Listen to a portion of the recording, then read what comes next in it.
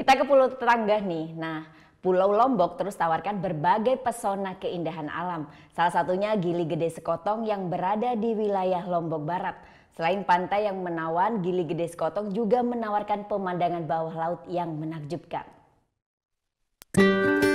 Mentari pagi bersinar, menyibak pesona pantai Gili Gede Sekotong di Nusa Tenggara Barat. Suasana yang tenang, sangat cocok untuk berolahraga, khususnya yoga.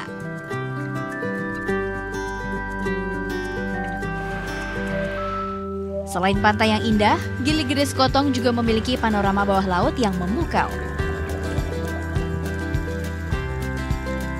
Ribuan ikan yang menari di sekitar terumbu karang adalah atraksi yang bisa kita saksikan dengan bersnorkeling di perairan ini.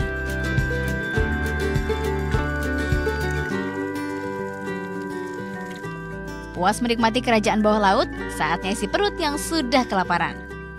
Beragam kuliner olahan hasil laut menjadi daya pikatnya. Sangat menggugah selera.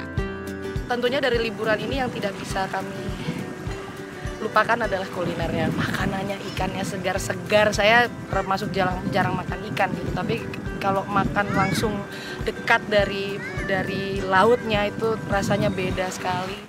Tak perlu khawatir saat kita berwisata ke Gili Gede Sekotong.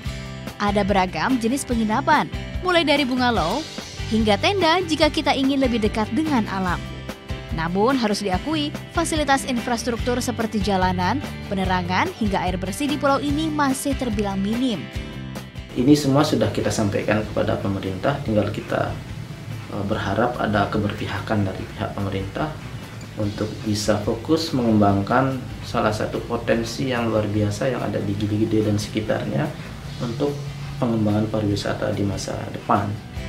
Itulah potret Gili Gede Sekotong Lombok Barat yang menyimpan sejuta pesona. Namun masih minim fasilitas untuk penunjang wisatawan. Hamdani melaporkan untuk NET.